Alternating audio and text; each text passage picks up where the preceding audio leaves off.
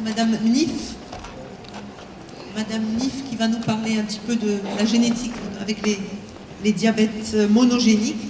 Madame Mounam Nif qui est professeure au CHU de Sfax, professeure d'endocrinologie diabétologie. Le comité d'organisation de nous avoir offert l'occasion de présenter notre expérience tunisienne concernant les diabètes monogéniques, nos résultats préliminaires, tant sur le plan génétique que phénotypique, concernant ce type de pathologie. J'ai 30 minutes ou 20 minutes, Madame la Présidente? 30 minutes, d'accord. Donc, vous le savez très bien. Est-ce que vous pouvez éteindre la lumière, s'il vous plaît? Donc, comme vous le savez, le diabète type 2 est une maladie multifactorielle et qui est caractérisée par une grande hétérogénéité, tant sur le plan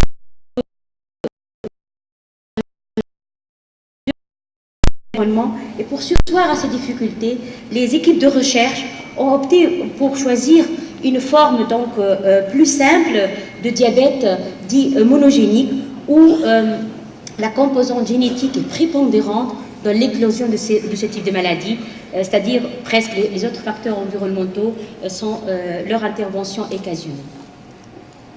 Toutefois, on croit de plus en plus qu'il y a un continuum dans l'histoire naturelle du diabète et on croit de plus en plus que ça commence depuis la période néonatale, le diabète monogénique, mais au fil de ce continuum, il y a un spectre qui va avec le temps et avec une acquisition d'autres facteurs dits modificateurs qui pourraient être génétiques ou environnementaux d'ailleurs, pour aboutir à la forme polygénique, soit de type 1 ou de type 2. Alors, quand est-ce qu'il faut évoquer un diabète monogénique? La première question. Plusieurs consensus qui sont ressortis ces dernières années, plusieurs consortiums même, et présidés surtout par professeur Attersley, qui est un pionnier dans l'étude des diabètes monogéniques, professeur Philippe Frogel aussi, et plusieurs, je vous mets ces guidelines qui ont été publiés en 2009, qui ont été validés en 2014 aussi, et qui ont été validés aussi par les recommandations de l'ADA en 2018. Alors, globalement, il faut évoquer un diabète monogénique lorsque le diabète survient de façon précoce, typiquement avant l'âge de 25 ans. Lorsqu'il n'y a pas de signe d'insulinorésistance avec l'IMC qui est normal, donc l'insulinorésistance, plutôt il y a une hypersensibilité à l'insuline pour compenser ce déficit en insulinosécrétion, puisqu'on va parler des diabètes monogéniques en rapport avec le défect de l'insulinosécrétion, et on ne va pas parler durant ce topic des formes avec insulinorésistance majeure. Lorsqu'il y a une histoire familiale de diabète avec atteinte au moins de 2 générations, lorsque l'hyperglycémie est modérée et surtout elle ne s'aggrave pas avec le temps, avec une absence d'histoire d'acétocétose, lorsque l'enquête immunologique est négative, durant les 5 années surtout, lorsque le diabète monogénique prend la forme d'un diabète type 1 atypique, ou lorsqu'il y a une persistance d'une production endogène d'insuline 3 à 5 ans après des diagnostics attestés par un taux de C-peptide détectable face à une hyperglycémie, autrement dit une lune de miel prolongée, notamment pour les patients qui se présentent avec un diabète type 1 atypique. Ou alors, enfin, des manifestations extra-pancréatiques, des malformations urogénitales, par exemple, des atteintes neurosensorielles qui évoquent le diabète mitochondrial en particulier. Voilà, puisqu'on va parler des diabètes monogéniques en rapport avec un défect génétique de l'insulinosécrétion, je ne peux pas m'empêcher de vous rappeler quand même la chaîne la machinerie de sécrétion de l'insuline à partir de la cellule bêta et les différents acteurs qui sont mis en place pour cette sécrétion. Alors, l'arrivée du glucose au niveau de la cellule bêta pancréatique va déclencher le glucose sensor, qui est l'enzyme clé, qui va transformer glucose, une fois transporté par son transporteur GLU2, en glucose 6-phosphate, et pour aboutir à la glycolyse, le produit final c'est le pyruvate. Le pyruvate va intégrer la mitochondrie et la chaîne respiratoire mitochondriale, ça va générer l'ATP, et c'est l'ATP, l'augmentation de cet ATP va mettre en œuvre un nouveau acteur qui est crucial dans cette sécrétion d'insuline, à savoir le canal ATP dépendant, le canal potassique qui va se fermer. Une fois qu'il se ferme, ça va dépolariser la membrane on voit ici, et puis ça va faire rentrer le calcium. Alors la rentrée de calcium va dégranuler les vésicules d'exocytose contenant l'insuline. Il ne faut pas oublier qu'en parallèle, il y a des facteurs de transcription nucléaire qui sont très importants, non seulement pour le développement des cellules pancréatiques, pour le maintien et aussi pour favoriser cette sécrétion d'insuline. Donc c'est 4 acteurs qu'on va axer aujourd'hui, et surtout on va départager ce topic en 2 parties. Je vais commencer par parler de la première forme monogénique du diabète, qui est le MODY, de Maturity Onset Diabetes of the Young, et je vais laisser la mitochondriopathie et le diabète mitochondrial pour la deuxième partie.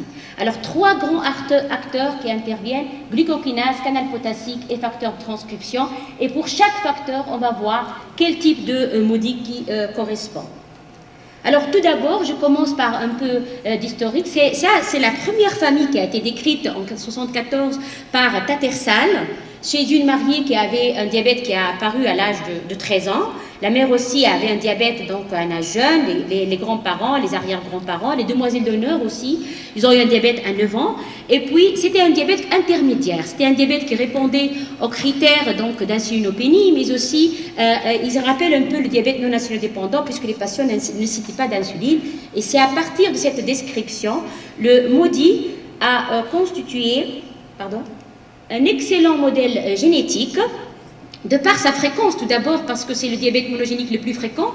Ça touche 2 à 5% des patients diabétiques à moins de 45 ans, et surtout dans 80% des cas, il prend le phénotype d'un diabète type 1 atypique ou d'un diabète type 2 atypique. Alors la transmission est autosomique dominante, c'est-à-dire qu'on doit avoir au moins un parent qui est atteint, et au moins la moitié de chaque génération qui devrait être atteinte, pour répondre à ce critère plutôt longitudinal, avec un caractère mendélien autosomique dominant. Alors jusqu'à les années 2010-2011, on a eu seulement 6 types de MODY, avec les différentes mutations qui sont publiées dans la littérature, jusqu'à ce très beau papier en JPM 2015 qui a essayé de mettre en revue tous les types de MODY. Et on compte jusqu'au jour d'aujourd'hui 14 types finalement de MODY, dont le dernier type, c'est le MODY 14, qui a été identifié en 2015 chez 2 familles, rapportées dans la littérature. Et on s'attend dans le futur qu'il y aura plus de mutations de ce gène-là.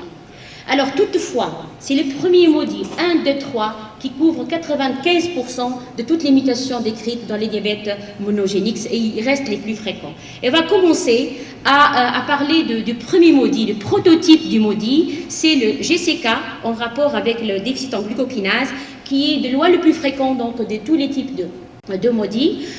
Entre 20 et 70% selon les ethnies. Alors je reprends cette image qui rappelle un peu l'importance de la glucokinase dans la sécrétion de l'insulinosécrétion, et jusque-là, plus que 1400 familles sont décrites avec des mutations de ce gène-là, le gène de la glucokinase. Alors qui a été identifié en 92 par l'équipe de Frogel et Attersley, qui ont identifié une mutation chez une patiente finalement qui est jeune, caucasienne, et qui a développé un diabète gestationnel, Elle avait un BMI normal, donc pas de stigmate d'insuline-résistance, et les cliniciens étaient obligés d'arrêter l'insuline chez elle, puisqu'elle n'a pas nécessité de fortes doses, et malgré ça, ils ont constaté que l'équilibre glycémique n'est pas détérioré.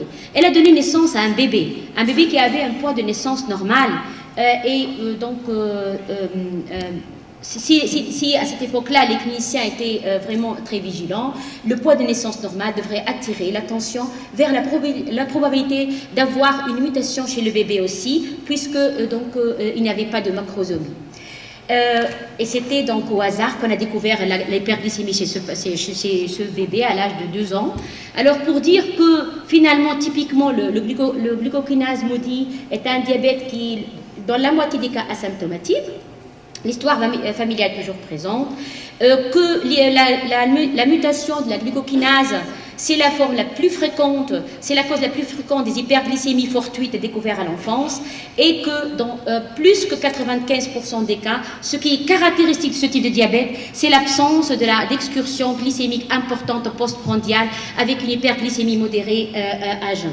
Et ce qui explique d'ailleurs l'absence de complications, donc en moins en partie de complications microvasculaires qui sont très rares dans ce type de diabète, comme ça a été donc bien publié dans cette très belle revue par Attersley. Et puis donc l'explication est la suivante, en moins en partie, c'est qu'il n'y a pas de détérioration le long donc de la vie, de la naissance jusqu'à l'âge adulte, de l'équilibre glycémique. Tout se passe comme si l'homéostasie glucidique dans ce type de diabète persiste, mais à un set point qui est plus élevé. Il y a une régulation métabolique qui persiste, qui reste stable, mais à un niveau de glycémie plus élevé. Voilà, donc et d'ailleurs, ce qui est consensuel actuellement, c'est d'arrêter toute thérapeutique lorsqu'on découvre les mutations de GCK chez un patient, parce que, tout comme les études transversales, les études longitudinales ont prouvé aussi, l'arrêt du traitement, qu'il soit oral ou par insuline, ne modifie pas autant donc l'hémoglobine glycée qui reste donc stable dans le temps. Alors, qu'en est-il maintenant de l'expérience tunisienne dans ce domaine ? Alors la Tunisie a particulièrement s'est intéressée dans différentes régions à l'étude génétique de ce type de diabète, de MODY, la région du centre, la région le Grand Tunis et la région du sud, la région de Sfax dont je fais partie. Voilà, donc la région de Tunis a participé par 40 patients appartenant à 40 familles, 36 familles appartenant donc au centre, dont 24 familles, et dont les résultats génétiques étaient publiés dans Gene 2018 qui était paru donc quelques semaines auparavant. Et puis, donc la région de Sfax a participé par 23 patients appartenant à 22 familles, et donc les résultats génétiques sont prêts, mais la publication peut-être elle va voir le jour dans quelques mois. Alors voilà pour le MODY 2, je commence puisqu'on parle de MODY 2, et comme vous le voyez, il n'y a pas d'hétérogénéité entre, la prévalence est très variable entre les ethnies, mais aussi entre les régions. Donc du moment où on n'a pas les mêmes prévalences entre les différentes régions, ceci pourrait être expliqué par la stratification qui est différente d'une région à l'autre. Donc pour classer les patients ayant un phénotype particulier pour le MODY 2, ça peut être différent entre les régions. Et surtout la technique qu'on a utilisée pour la biologie moléculaire donc était complètement différente, ce qui explique un peu cette variabilité, disons. Voilà, donc on va passer maintenant au deuxième grand type du MODY, c'est le FT-MODY, c'est-à-dire en rapport avec les anomalies des facteurs de transcription, rappelez-vous, donc les facteurs nucléaires, voilà. Donc on a fini avec le MODY. Et on va particulièrement s'intéresser à un couple donc, de facteurs de transcription 1A et 4A qui se ressemblent beaucoup, tant sur le plan fonctionnel que sur le plan phénotypique, bien que la fréquence, le MODY 3 est beaucoup plus fréquent que le MODY 1, mais sur le plan phénotypique, il se ressemble beaucoup. Voilà le HNF, donc 4A, qui est responsable du MODY 1. Il intervient très tôt dans la vie, il intervient dans la régulation de l'expression des gènes durant l'embryogenèse au niveau pancréatique, notamment l'expression du gène de l'insuline, le transport du métabolisme du glucose, le processus d'insuliноsécrétion. Il intervient aussi au niveau hépatique dans la synthèse des lipoprotéines. On va voir l'impact sur les phénotypes après.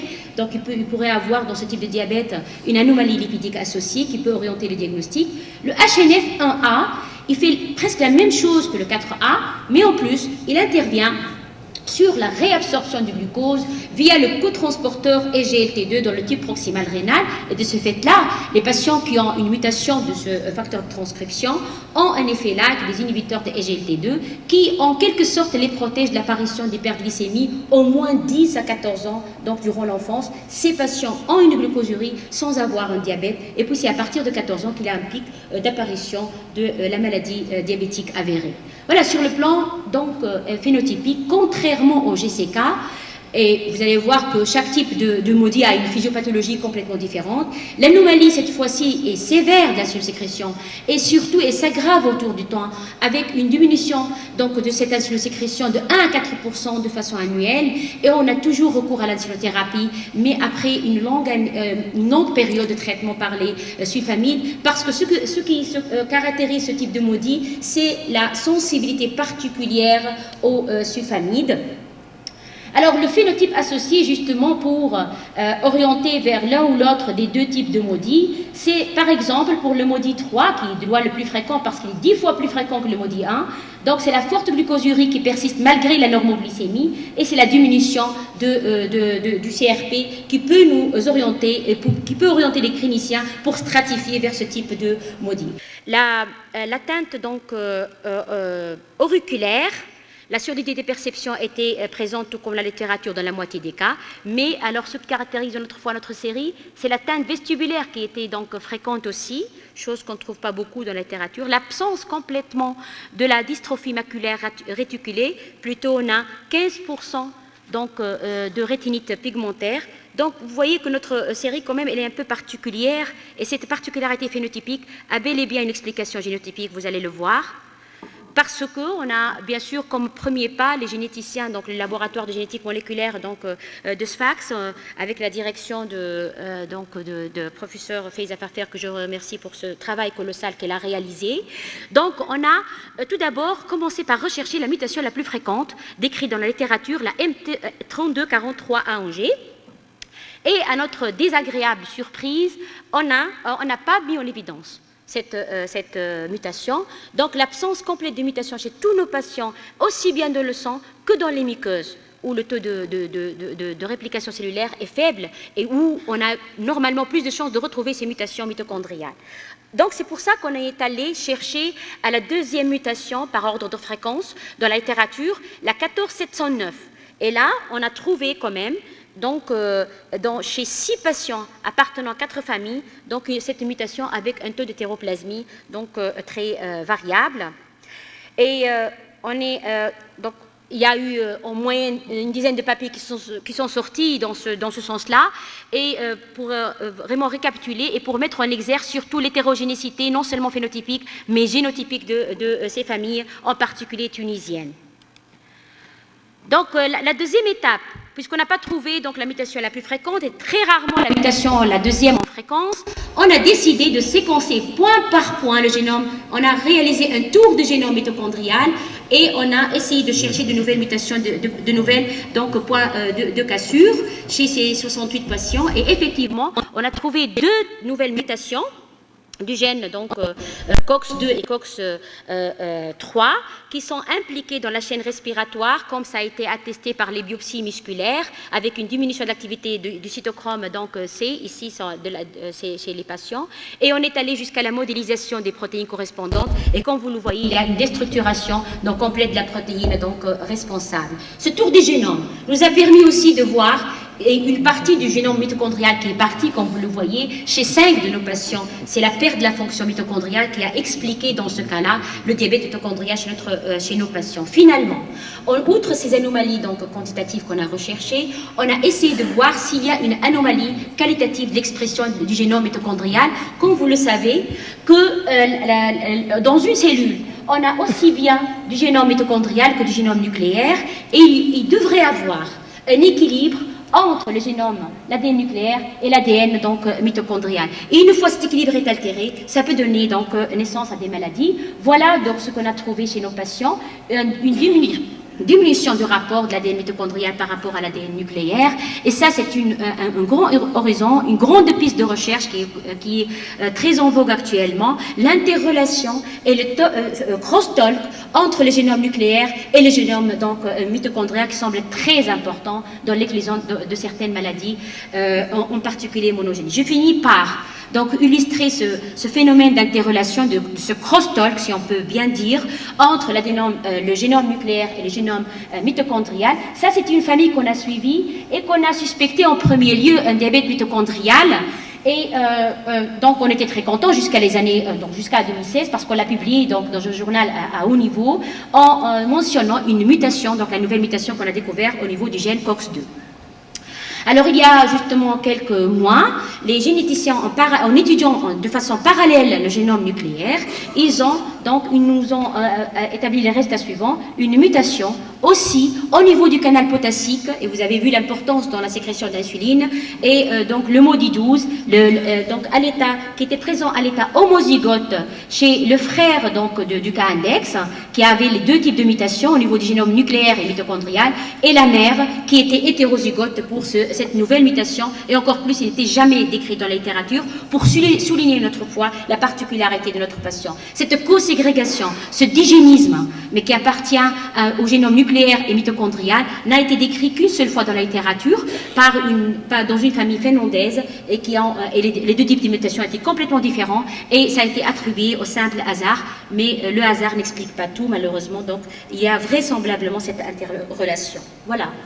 Donc je finis par vous dire que le diabète monogénique nous a appris beaucoup de leçons finalement, tant sur le plan éthiopatogénique que diagnostique que thérapeutique, parce qu'il nous a fourni une carte de gènes candidats pour essayer vraiment de comprendre l'éthiopathogénie et les mécanismes physiopathologiques du diabète type 2. Et on a retrouvé beaucoup de gènes qui étaient impliqués aussi bien dans le MODY, et on a retrouvé ces gènes-là soit par approche du gène candidat ou l'approche donc GWAD, du Genome Wide Association.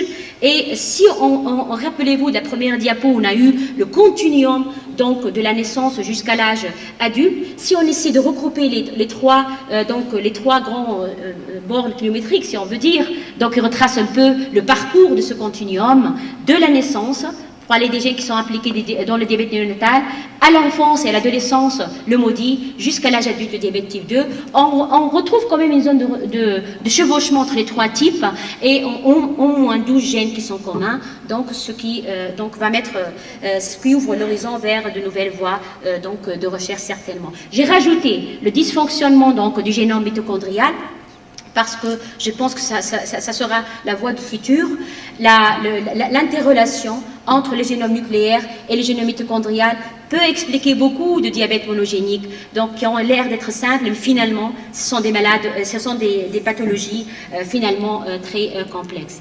Voilà donc le modèle donc, monogénique de ce diabète nous a offert un excellent modèle de développement. Il nous a aidé à comprendre la régulation des cellules bêta, la régulation de la sécrétion d'insuline, donc il nous a aidé dans les études d'association du diabète type 2, et surtout actuellement on parle beaucoup du métabolome, c'est-à-dire à partir du métabolique on va jusqu'au génome pour développer finalement, ça c'est les voies du futur aussi, des biomarqueurs, des différences qui vont nous aider les cliniciens à stratifier justement le phénotype de leurs malades, par exemple le taux d'hémoglobine glycée qui ne change pas au cours des années, ça évoque le glucokinase. Le taux de CRP qui est bas, ça évoque le MODY3, etc. Donc beaucoup d'exemples. Et les progrès surtout en pharmacogénétique. Voilà, donc je vous remercie.